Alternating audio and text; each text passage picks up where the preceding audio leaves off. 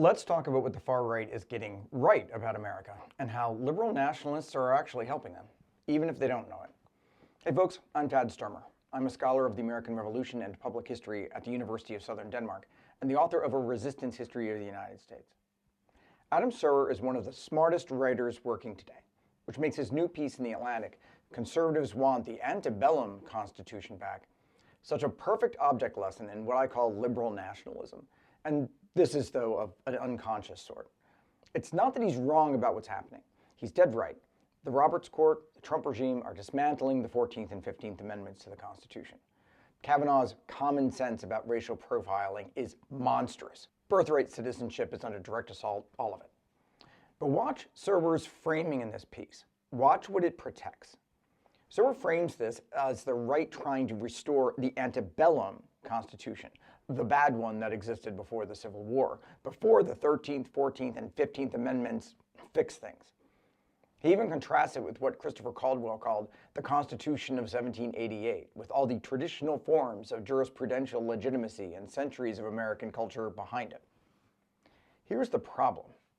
There is no antebellum Constitution, at least not one separate from the framers' Constitution. The exclusionary republic wasn't a corruption of the founding. It was the founding.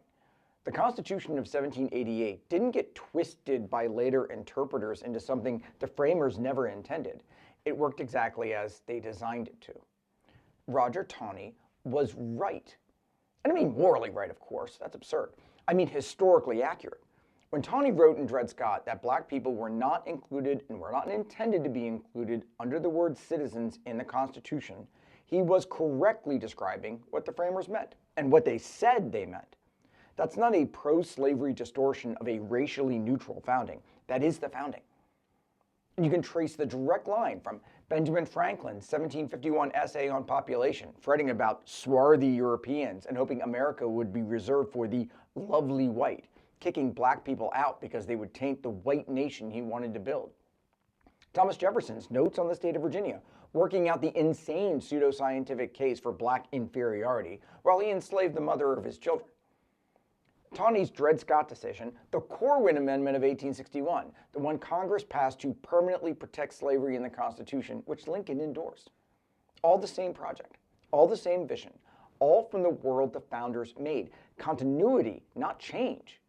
When Kavanaugh writes that apparent ethnicity can be a relevant factor in determining who gets detained by ICE or anyone, and that this is common sense, he's not betraying the founders' vision.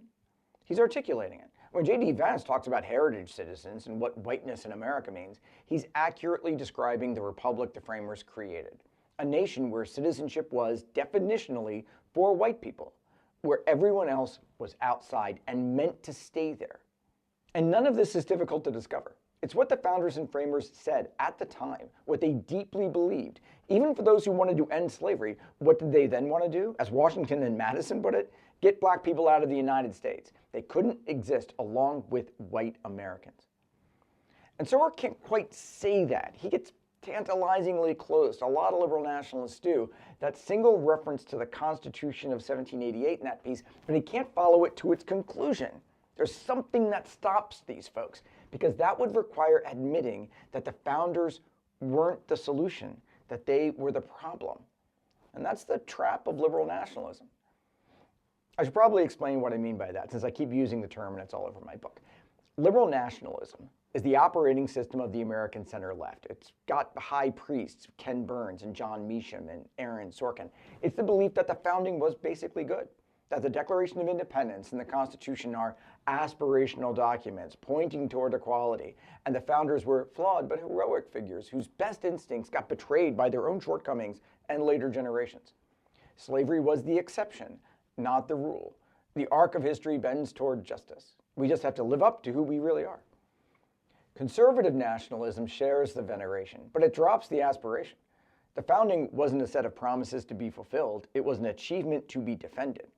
A republic of, by, and for a specific we the people. When J.D. Vance talks about heritage citizens, when the Roberts Court guts the Voting Rights Act while invoking equal sovereignty, when Kavanaugh calls racial profiling common sense, that's conservative nationalism working out in the open. They're not embarrassed by the exclusionary founding, they celebrate it. They want it back, and they're doing their best to put it back. Both nationalisms protect the founders and the institutions and culture they created. They just disagree with what the founders meant. Liberal nationalism says the founders meant equality, so we need to live up to their vision. Conservative nationalism says the founders meant a white republic, so we need to return to their vision. But neither side will say the founders were the problem, that the vision itself was rotten, not just the implementation. And this is what makes liberal nationalism so goddamn useful to the right. It sets the boundaries. It says you can argue about what the founders intended, but you can't argue that we should reject what they intended. It makes restoration the only acceptable frame for change, which means the side that's actually correct about the founders' intent has the stronger claim. It's this endless game of ridiculous storytelling, and that side is almost never the liberals.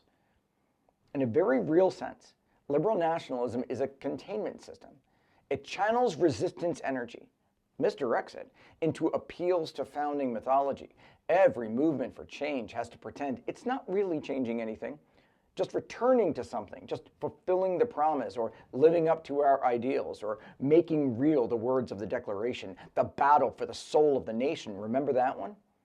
This is why the civil rights movement as a tactical matter wrapped itself in constitutional language, why marriage equality got argued as an extension of existing rights, why every progressive cause has to genuflect to the founders before asking for anything.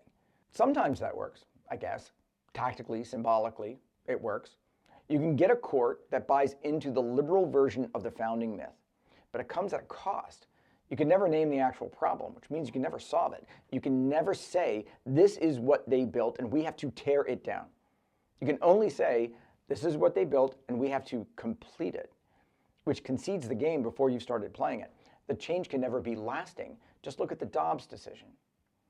You can't venerate the founders and their documents while assigning the proper evil to the country they created. You can't protect Jefferson and Madison and Franklin while condemning the exclusionary world they built. The mythology demands that the founding was good and pure, that something went wrong later in the antebellum period, and that the Reconstruction Amendments represent a return to the founders' true vision. But the radical Republicans at the end of the Civil War weren't restoring anything. They were trying to destroy the founders' vision and replace it with something new. The 13th, 14th, and 15th Amendments were not a fulfillment of the Constitution. They were a revolution against it. Thaddeus Stevens understood that. Charles Sumner understood that. Frederick Douglass understood that. They weren't naive about what they were up against, that the document itself enshrined exclusion, that the mythology of the founders would be weaponized against them, and that they had seized a narrow window of power and had to use it before it closed. The window did close. The revolution was interrupted, and ever since, the forces of counter-revolution, of counter-resistance, have been working to restore the framers' world, which is exactly what Serwer documents so well in the piece. Go read it. The problem is, if you can't name what's being restored, you can't effectively resist it. Here's why this matters practically, not just historiographically. If you think the Constitution got corrupted by later interpreters, then the entire game is about interpretation. Your solution is to restore its true meaning, the founders' meaning. But if the exclusionary vision was the founders' meaning, restoration doesn't help you much. Restoration is what the right is doing, though. They're the ones reading the framers correctly. They're the ones returning to the source. They know this. The conservative legal movement knows that originalism is a winning frame for them because it claims the authority of the founding that is legitimized and re-legitimized every time a liberal nationalist talks about how great it was. They know that every appeal to the founders' true intentions strengthens their hand because the founders' intentions were, in fact, exclusionary. Every time a liberal says, this isn't who we are, a conservative can respond correctly, this is exactly who we were. So what do we actually do? Stop fighting on their terrain. Every argument that starts with the founders intended, it's already lost. You've already conceded the frame. The question isn't what the founders intended. Who cares? The question is what we intend. Now, going forward, for a country that includes everyone the founders purposefully excluded. The radical Republicans didn't ask what Madison would have wanted. They didn't care. They asked what justice required, what democracy needed, and they used the power they'd seized to try to achieve those things.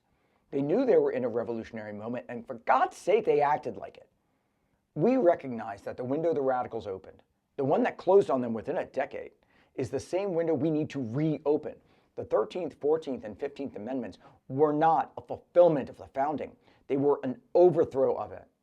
That's why the forces of counter-resistance have spent 150 years trying to reverse them, and why the Roberts Court is succeeding. The work isn't to restore some prelapsarian constitutional Eden.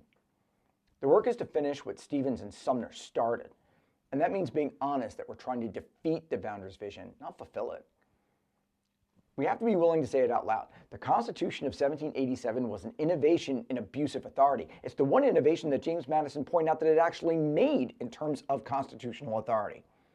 About slavery, about using the power of a consolidated federal government to protect that exclusion. It constitutionalized it, made it the structural foundation of the republic. The far right wants that back. And they're correct that originalism supports their claim. The liberal nationalist response to this is panic. If the founding wasn't good, then what do we have? What do we appeal to? What makes us America? That panic is a trap. It assumes national identity has to be grounded in the founding mythology in that moment. It doesn't. It can be grounded in the resistance to that mythology, in the long tradition of people who fought against what the founders built. That tradition includes the people the founders enslaved, who resisted from the first moment and never stopped, and their heirs are keep fighting today. It includes the abolitionists who sheltered fugitives in defiance of the Constitution's Fugitive Slave Clause. It includes the radical Republicans who tried to build something new on the ruins of the enslavers' rebellion. It includes the civil rights workers who got beaten and killed demanding what the 14th Amendment supposedly had already guaranteed in the 1860s. That's a tradition worth claiming. That's a history worth knowing, at least. But you can only claim it if you're willing to see it for what it was. Not a fulfillment of the founding, but a resistance to it. Not restoring the founders' vision, but trying to destroy it. Serwer sees what's happening. He names it precisely. The Roberts Court, the Trump regime, the whole project. He's got the diagnosis right. But he can't, or won't, trace it back to its actual source. The Antebellum Constitution framing lets the framers off the hook. It treats the disease as something that developed later, after the founding, as if the Constitution of 1788 was healthy and then what? Got infected? It wasn't. The infection was original. And until liberal nationalism can admit that, it will keep misdiagnosing the problem and prescribing remedies that just make the patient worse. You can't protect the founders and fight what's happening. You have to choose. And that's a resistance choice. Allons-y.